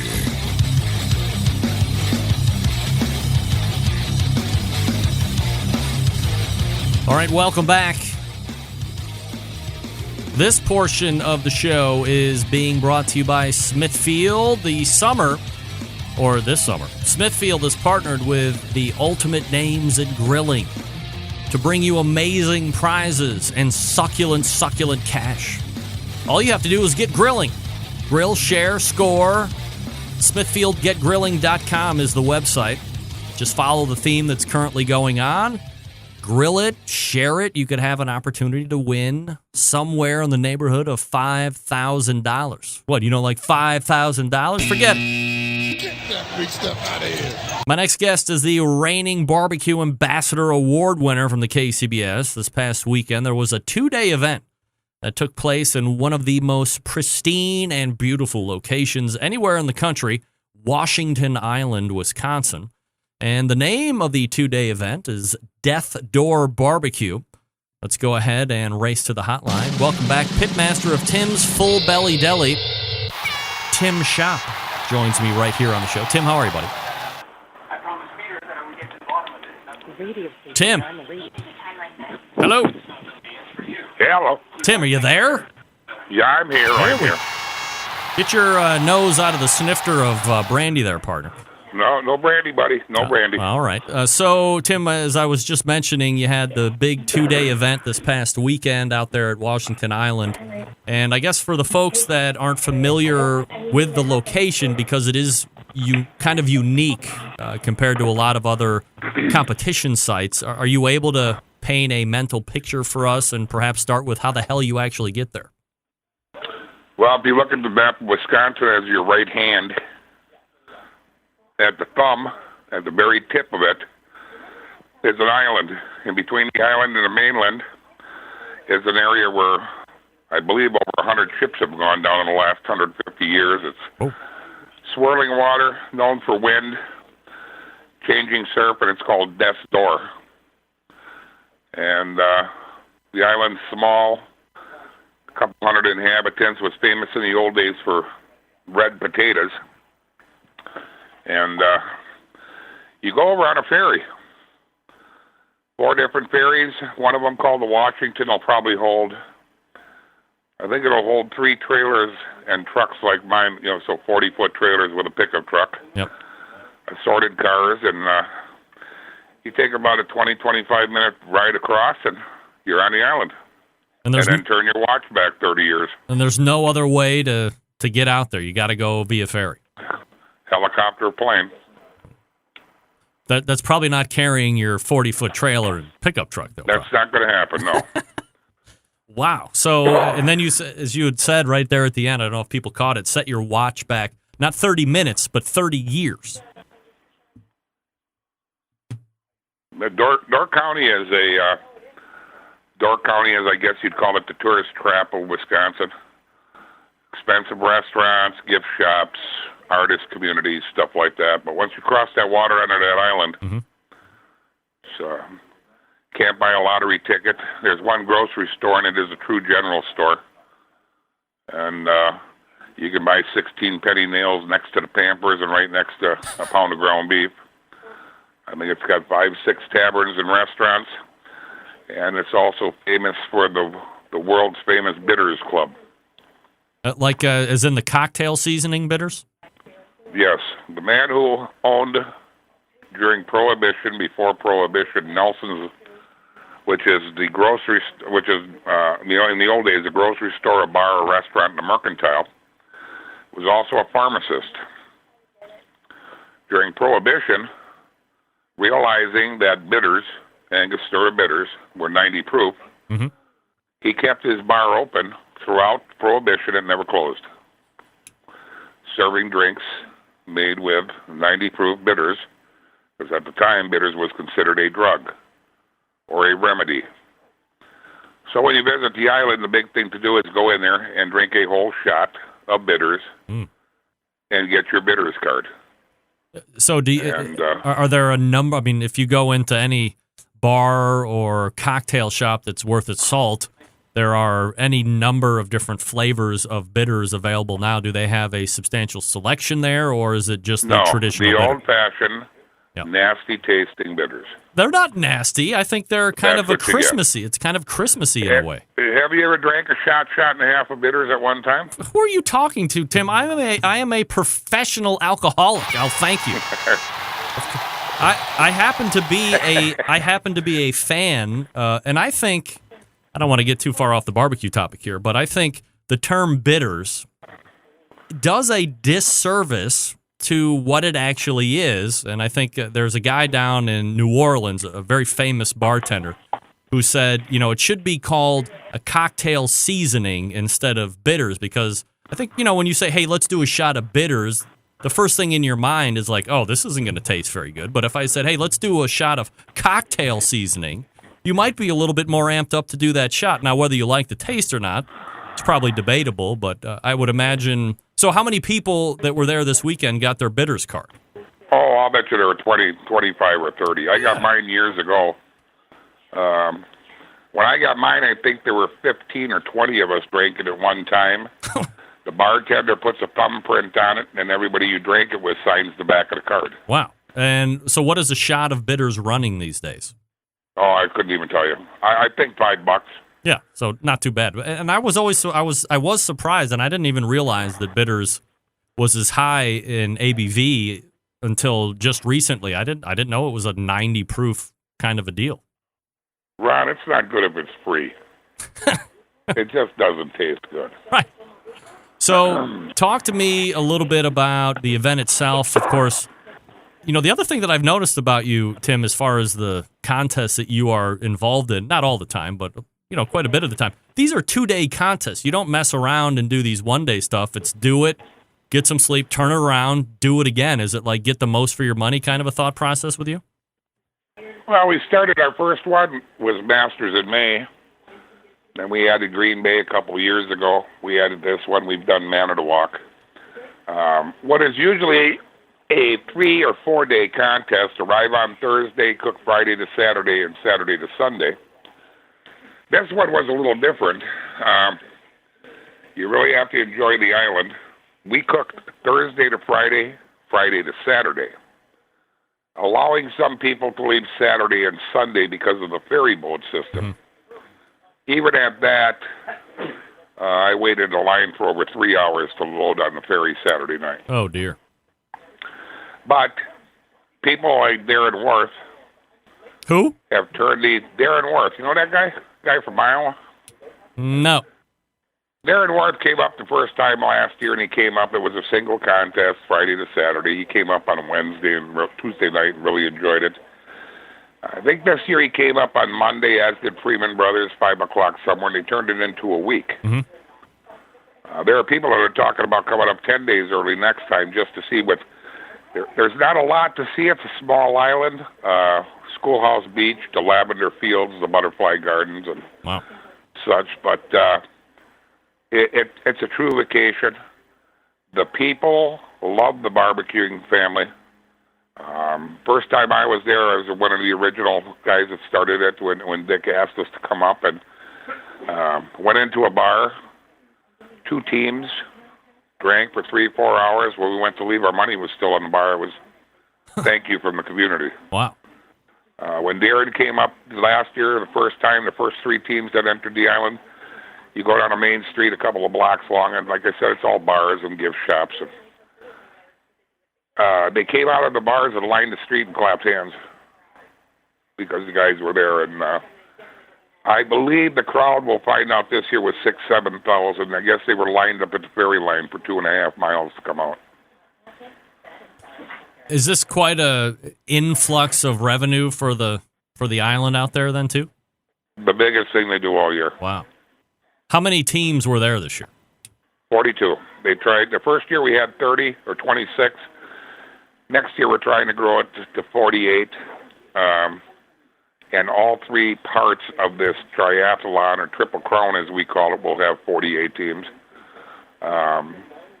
They have a traditional Door County fish boil on Friday night with the big cauldrons. The fishermen go out, they catch whitefish. They cut them up into chunks. They put them in these cauldrons with potatoes and onions and carrots. I don't know what all they put in. And they bring them to a boil. As the oils float to the top, they got to get rid of the oil on the top. So they throw a quart to 1.5 quarts of kerosene in the fire, and the fire envelopes this cauldron and burns off all the oil. They take the basket out, dump it on newspaper, and you eat. Wow. And it's probably really good. They probably had 1,000 people there for that. Oh, wow. So, in regards to the barbecue contest, you have day 1, Shake and Bake wins that, tallest guy in barbecue. And then day 2, you get a Getting Basted, Brad Leininger. So, these 2 guys obviously know each other very well, 2 of the top teams that you see kind of year in, year out on the circuit. From your perspective, how do you think the whole event went over the 2, 3, 4 day span? I think it was fantastic. I mean, I don't know too many contests that are farther north in the United States than Washington Island. Yeah. Wisconsin being not your typical Memphis or Charleston or Kansas City, of course. I mean, we have the likes of Iowa Smoky D's, 5 o'clock somewhere, Getting Basted, Shake and Bake, Porky Butts, and Johnny Trigg. Johnny Trigg hasn't been here in, I think, 10, 12 years, and when he did come, it was Madison, way at the bottom of the state. But he was up, I believe, on Tuesday and spent the weekend. I believe he spent Sunday on the island, and Monday went back to northern Wisconsin. Plus other teams from all over the country, and of course, Wisconsin posse teams, I mean, it was a great showing. I think there were... I mean, we had Chicken and Grinnin', Whitewater Barbecue. I believe there were 6, 7, 8 of the top 10 teams in the country there. And it's not the first time, You had mentioned the Triple Crown. Is there some type of is there an inclusive contest where if you do so well at these 3, you kind of get like a Triple Crown championship or something along these lines? Right. What we did was we had 60 teams for a double contest in May at Masters in May. That was won by Chicken and Grinnin' and Hogline. Then we had a double contest in August, or in July, of course, at the Packers-sponsored Gold Ribbon Fest in Green Bay. Yep. That was won also by Shake and Bake and Clark Crew. And then, of course, this was Getting Basted and Shake and Bake winning. You had to compete in at least 4 of the contests to qualify for the Triple Crown. The Triple Crown was sponsored by Mark Rasmus and Richard Parker at the Barbecue Superstore. And what it was an additional $6,000 thrown into the purse and split between the top 10 in cumulative points. And that was won by Iowa Smoky D's was first. I don't have it in front of me, but Iowa Smoky D's was in there and Shake and Bake was in there. And it was additional $6,000, but we look at it different. The 3 weekends totaled, I believe, $94,900. 2 of the contests were Smithfield Grants, and Death's Door was a Snake River Farms challenge contest. So it sounds like next year you're already going to be like packed up for this kind of event. Well, this one was August 25th. Yeah. And it was sold out in March. Sold out in March? We sold it out in March. Holy moly. So you got to act quick. When does registration come back up for next year? It'll probably come up around January 1st. Oh, wow. All right. So a little time between now and They're going over things now. Like I said, they'd like to get 6 more teams in and add some more stuff. There may be a kids queue next year. I'm on the team committee. There may be a kids queue next year. I don't think it'll change much because of its uniqueness. It's held at an airport. Small planes, biplanes, antique planes, and we've got a section of the airport that we use amongst the farm fields, and they cut the grass for us, and that's the only time the grass gets cut. Tim Schopp. So it's basically just for us, and like I said, the townspeople love it. They come out. We have people in that town. There's a guy there. He's got an excavating business and a fuel oil business. He latched on to one of the teams years ago. He says, I'm going to sponsor you every year. He pays their entry fee, gives them $500. One night they cook for his family. He supplies all the firewood. He brings his horses over. The kids get to ride horses, and he's just a general nice guy. And a lot of teams do this. They befriended many people on the island, and it's something they all look forward to. How many people live on the island? I don't think there's more than 200-300. Oh, so very small. I mean, there's one. You know everybody. 3.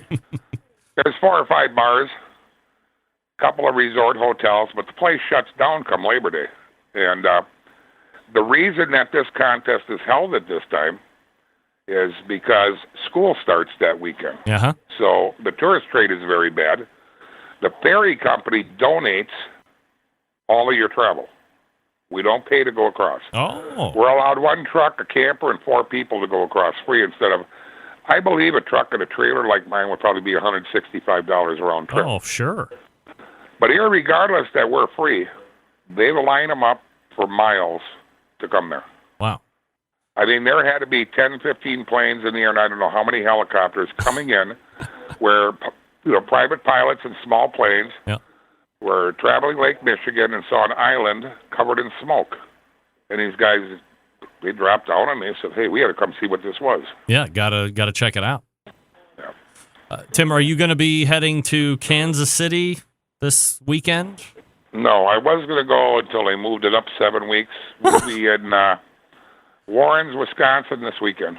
Are you getting a lot of that? Smoking on the bogs. Do you hear a lot of people saying that they're not going to be hitting up the Royal this year because of having such a there's a a few of us that are going to Warrens, Wisconsin that would have liked to have gone to Royal or were there before, and we're going to Warrens instead. And I'm glad we did. It's one of the older contests in Wisconsin. It's held at the Jellystone Campground.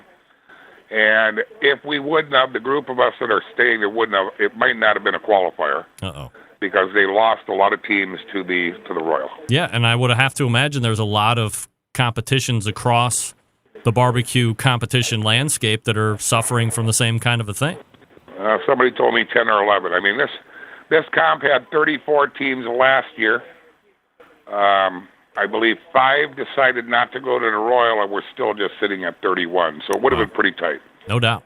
Tim Schopp is the pitmaster of Tim's Full Belly Deli, giving us a full recount of what happened this past weekend at Death Door Barbecue in Washington Island, Wisconsin. Tim, always appreciate the time, man. Thanks so much. Thank you. It's Tim Schopp right there if you need it. By the way, really good pitmaster all on his own. If you ever all guests on run the Barbecue into him Central on the show scene, appear via the Smithfield Hotline. He does his share of winning, undoubtedly. And he will not be at the American Royal this year, by the way. So, as I had mentioned, I have to imagine that there were teams put in a fantastic dilemma of having the Royal move up 7-8 weeks from when it has been forever. And now it's smack dab right in the middle of middle end of summer. And maybe there were contests that you had always gone to, and now you have to make the decision on if you're going to be going to the American Royal or not. And I would like to say that I was really close at landing an American Royal interview for next week. I finally got somebody to email me back, and then all of a sudden I was getting connected with 2 and 3 different people, and there was a lot of people on email, carbon copies. But in the end, no. Get that free stuff out of here. I'm imagining somebody sussed me out and realized what might happen in a American Royal style interview. Maybe not. Maybe it's just too close and they couldn't take time out on a Tuesday evening. I'm going to think it's the former, but who knows? All right, folks, grilling season is alive and kicking.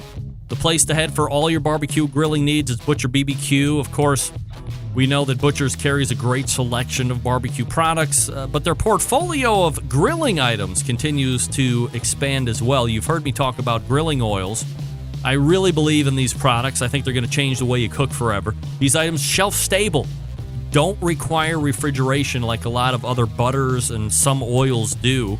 With grilling oils, all you need to do is just leave them out by the stove or take them out to the grill, then use as needed.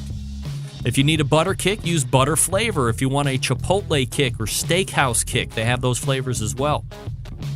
When I'm cooking on the grill, and because these flavors aren't aggressive, I can kind of build a layer of flavor. So flip the burger or the steak or piece of chicken, then hit it with a little grilling oil, flip it again, hit it with a little grilling oil. I'm not going to overpower the protein. Then when I take that meat off, I hit it with a little thin layer of grilling oil before it hits the table, just kind of calm everything down. Man, it's perfect. And again, as I had mentioned, because they're shelf stable, never out of sight, out of mind. It's so frustrating, right? You get a great product that you think you like, you open it, use it once, then you got to put it back in the refrigerator so it doesn't go bad, and you might forget about it the next time, or the time after that, or the time after that. And then by the time you remember it, it's gone bad. Ooh!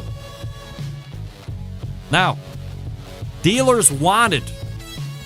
If you're currently owning a barbecue and grilling supply store and you don't carry the Butcher lineup, what are you waiting for?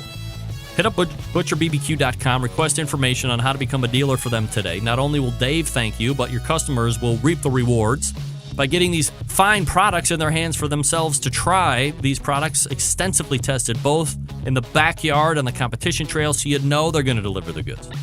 Head on over to butcherbbq.com now. Check out all the products. You'll be happy that you did. Again, that's butcherbbq.com. Butcher's Barbecue. Always trust your butcher.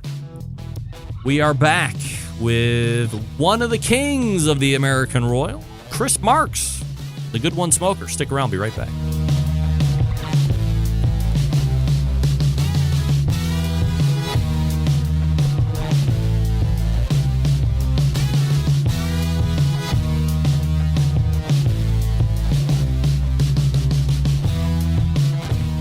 Continuing to produce incredibly mediocre content in an exceptionally professional way. You're listening and watching the Barbecue Central Show. Once again, here's your host, Greg Rempe. Welcome back. This segment being brought to you by the National Pro Barbecue Tour, presented by Sam's Club. 31 cities, $500,000 in cash. Eternal bragging rights if you win the whole damn thing. This weekend, the 2017 Pro Barbecue Tour rolls into Traverse City, Michigan for a local event. To get more info on the tour, to check results, you can visit the website kcbs.us/Sam's Tour. That's kcbs.us/Sam's Tour. Helping me close the show tonight, one of the most prolific teams to ever compete at the American Royal, notching a number of grands and reserves during his time competing there. Also involved in the manufacturing and business side of barbecue with the Good One Smoker. Here to help me take a look ahead at the contest this coming weekend and to talk about some barbecue topics in general. The pitmaster of Three Little Pigs Barbecue, Chris Marks, joining me. Chris, how are you, man? Doing great. Getting ready for the Royal. That's what I've been doing all today, cleaning smokers.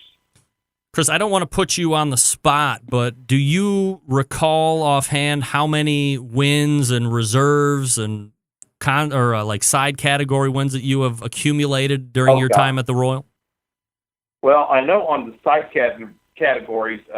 We've won the actual side dish, I think, twice, and reserve once. We've been grand twice in the Open, and we've been grand twice in the Invitational, and we've been reserve or runner-up 4 times in the Invitational. I'm no mathematician, but that seems to be just on the contest side, 8 wins or reserves, and people would be happy with just one, especially when you talk about an event like the American Royal. So when you look back and see that you've accumulated 8, how does that sit with you, and kind of being a competitive guy and trying to do your best every time you get out there, notching 8, how does that kind of sit with you in the grand scheme?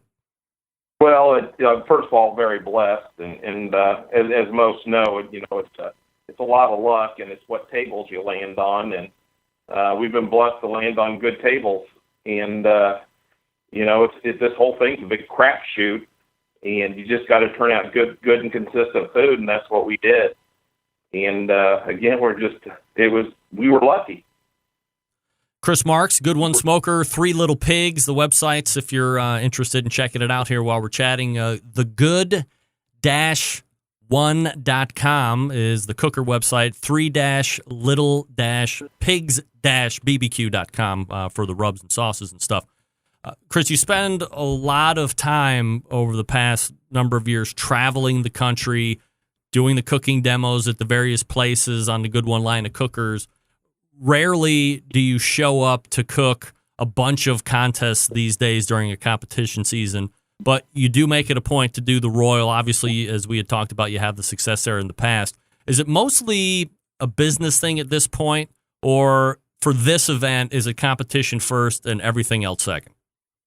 Absolutely. You pegged it right on the nose. It's pure business.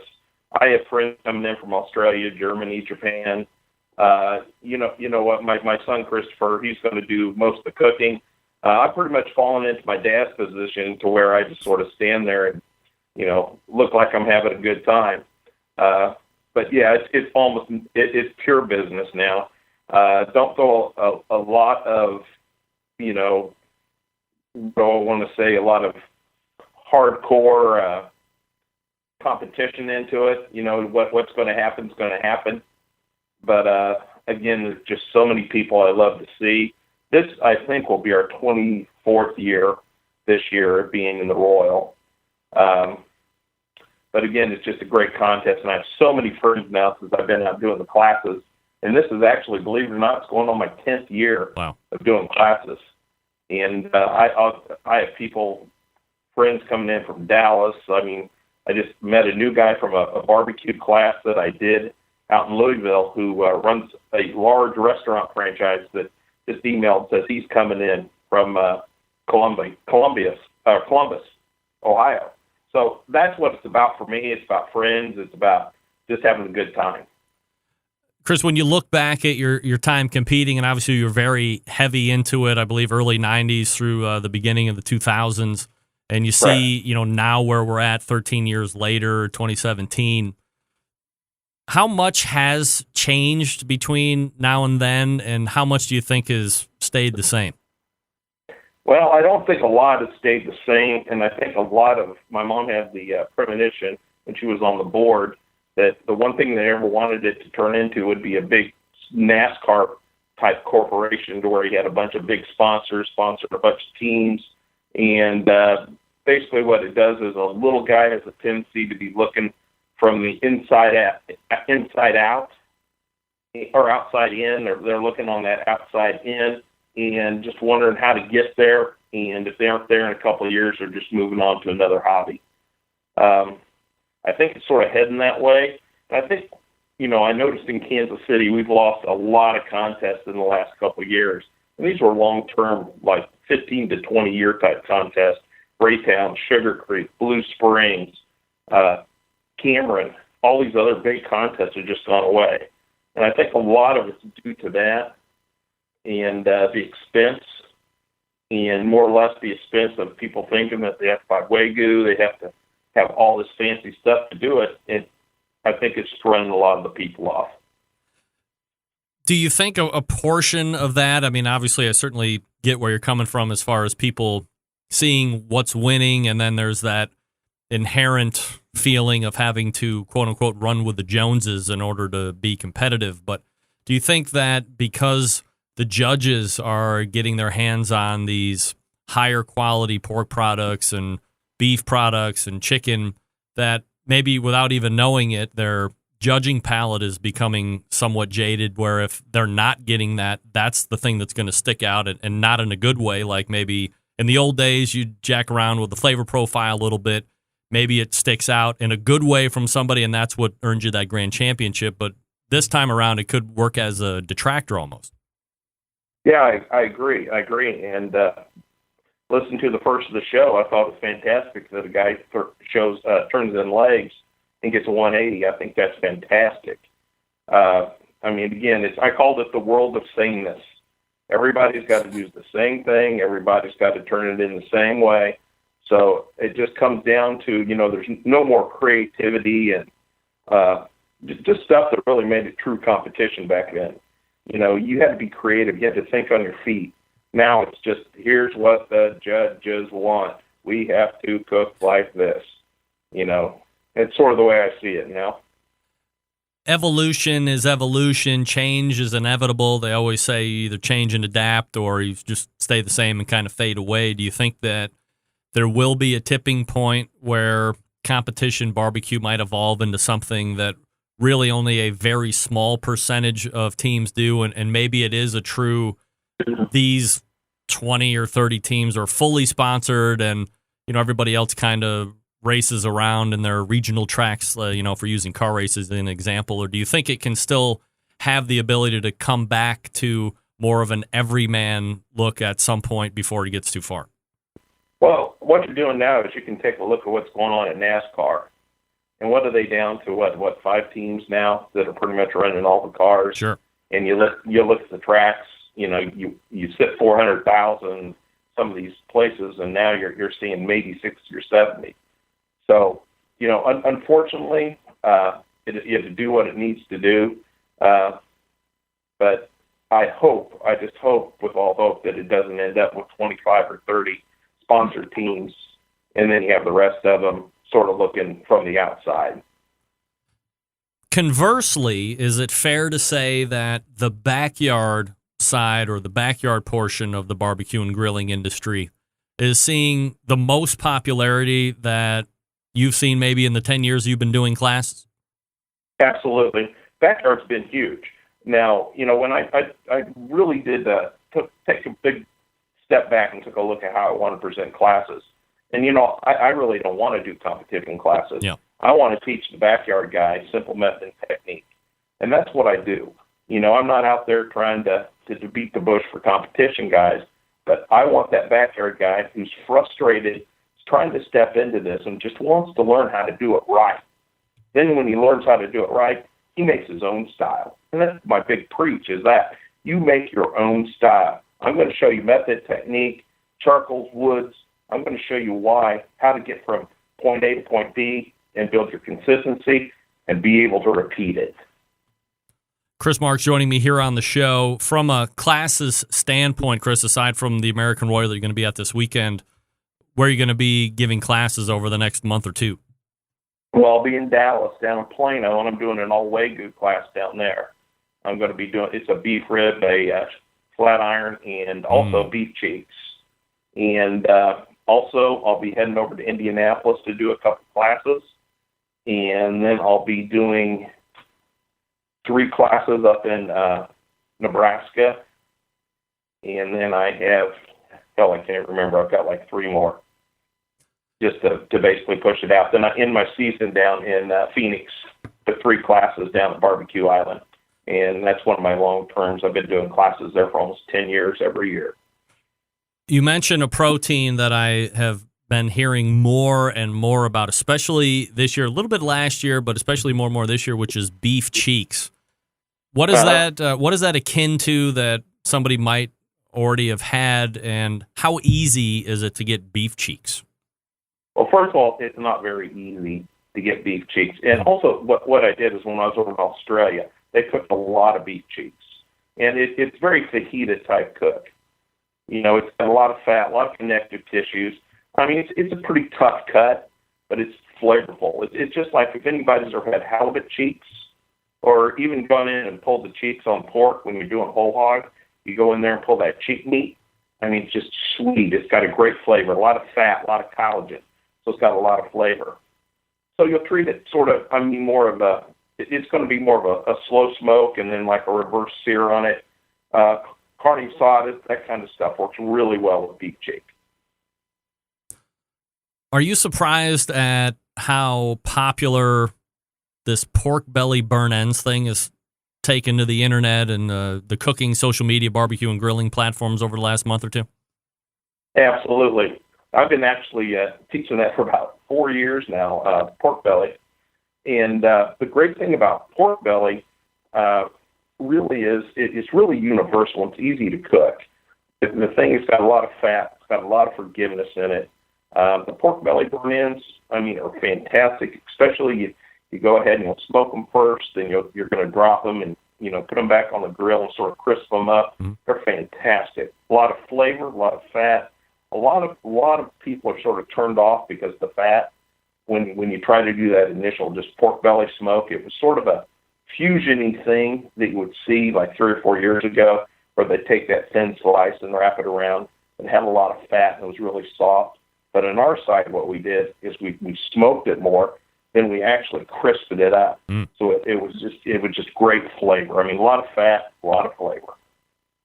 If you have never taken one of Chris's classes, and I have been privy to actually seeing one happen over on the west side of Cleveland, I highly recommend it. You can visit the website, thegood-one.com or 3-little-pigs-bbq.com for products, updates, all that good stuff. And if you're going to be at the Kansas Speedway for the American Royal, hey, Chris is going to be there as well, checking it out and talking to everybody. So, Chris, always appreciate the time that you give here to this show. Good luck this coming weekend, and we'll talk soon. Yep, call me if you need me. I will. There he is. Chris Marks. Bye-bye. 3 Little Pigs. All guests on the Barbecue Central show appear via the Smithfield Hotline. Yummy. If you're counting, by the way, in totality, which I believe is also the thing that they said the eclipse did, totality, the path of totality. 8 either reserve or grand championships for the American Royal Open / Invitational. Plus, he'd won the sides as well, as you were mentioned, or as you would recall. So, as I say, and I don't like to use the term lightly, kind of a living legend of barbecue who had his time. I believe they actually changed some of the rules when he was cooking as well for the American Royal. You can look that up in the history books if you're not familiar with Chris Marks, but gotten away from the cooking aspect of it and now seeing perhaps an incredible amount more success in the cooker industry of it with the Good One smokers. Those are really cool cookers, by the way. So look for him. He's always touring, comes out here to Cleveland a couple times a year, gives great classes, some barbecue stuff, some grilling stuff. So good luck to him and his son and the rest of the team going out to the American Royal this coming weekend. I'm going to talk to you about the longest running sponsor of the show and a guy that we had on the first hour, Barbecue Bob Trudnak for the Barbecue Guru. If you're looking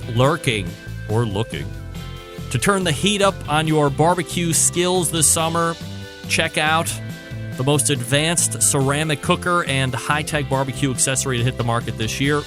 Of course, I'm talking about the all-new Monolith Barbecue Guru Edition and CyberQ Cloud, just launched by the Barbecue Guru, the world's first temperature-controlled ceramic smoker grill with a built-in power draft fan. It's going to give you the easiest and most successful barbecue experience currently available. These must-have new products will make barbecuing easier than ever before and will be your very new secret weapon for cooking delicious food every time, all the time. If you heard Bob's segment at 9:14, you're probably ready to buy, so here's what you do. Head over to bbqguru.com and grab them up while they last. You can also visit monolithgrills.com. If you have any questions about what to order, as I had mentioned before, please call 800-288-GURU. That's 800-288-GURU. Or visit the website bbqguru.com. Barbecue Guru continues to be a breakthrough in barbecue technology. All right, we're going to wrap up this whole show when we come back.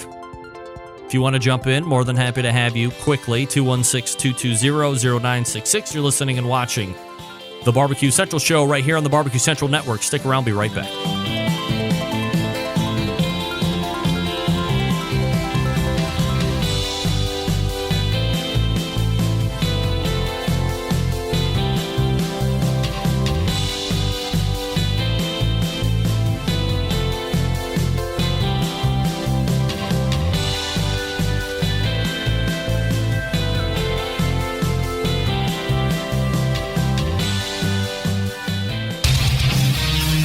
Whole packers, full racks, legs and thighs, injecting butts. If you've never heard this before, you might think you found the best XXX show ever. Let's get back to the most homoerotic host out there today, Craig Rimpey. All right, welcome back. I can get to a couple more of these Mike McLeod hits.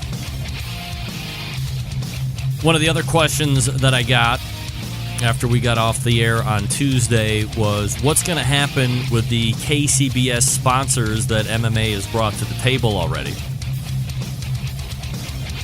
Are they going away? Do they stay? What's the deal? Just because we're changing the agency of record status doesn't mean that a lot of the sponsors and partners involved with KCBS are going to go away, because technically our relationship with KCBS has been a very interesting hybrid. We've provided marketing services as an agency of record, and that's technically what's changing. And we've been a sponsor acquisition recruiter type agency for KCBS. That part still remains. Our incentivized role to do that stays the same, and we will certainly be trying to maintain key relationships and programmatic approaches on many fronts for KCBS. So one of the other big questions after with, what's going to happen with Sam's Club, and I played the answer to that last segment, or the open segment. No, top of the first hour, or top of the second hour here, which is it's coming back. It's going to be a KCBS run event, but does any of this change going to affect how the registration is going to run? Because this was the first year that it had ran significantly, or the smoothest it had ever run. That was like the biggest complaint from everybody every year was, I got jammed out, or it's locked out, or the website's crashed, or whatever. So how is registration going to run going forward? This year was the best operational year, from onboarding and sign-ups to kickoff to delivery. We've learned every year how to make this process a little bit better. At the end of the tour every year, we take note of things that need improvement. We take note of things that were successful, and we certainly do everything that we can to make sure that the next year is even better. So I believe the days of the hiccups from a technical sign-up process are over, as long as the same infrastructure stays in play with KCBS on the agency side of things, and I think it will be. We reached a great point in the 7th year, and I think that's going to pay off even better in 2018. I did ask him again about the World Food Championships, either realistically or at least from a perceived aspect, pulling time away from duties at the KCBS, and how accurate was that or not? I can't ultimately answer the question for the executive board, but I did hear some concerns about the growth of WFC being a concern for some people and their thoughts on how we might be able to deliver service to KCBS. But I'm here to tell you that's really not factually accurate. If anything, it's probably a red herring. Bottom line is this. When we first started working for KCBS, we had over 100 clients of record. Over the years, as KCBS has been successful and we've helped grow it, and WFC has been successful and we've helped grow it, we have been tapering our number of official clients down every year so that we could continue to serve KCBS and the needs of WFC. Right now, I have less than 30 official clients. So we're at a third of where we were in 2007 when we first began. And the second point I would bring up is that our average annual contribution to the bottom line of KCBS has been consistent across the entire 11 years. At the end of this contract year, we will have contributed for a little bit more than $3 million in sponsorship and marketing efforts, actually sponsorship and partnership efforts to KCBS. So there was no performance letdown or performance problems on the MMA service side or sponsorship side to KCBS. All right. So there was the follow-up conversation with Mike McLeod from MMA Creative talking about the end-of-the-year split that will happen, Sam's Club, all that good stuff. So thanks again to Mike McLeod for letting me do that. Quick out.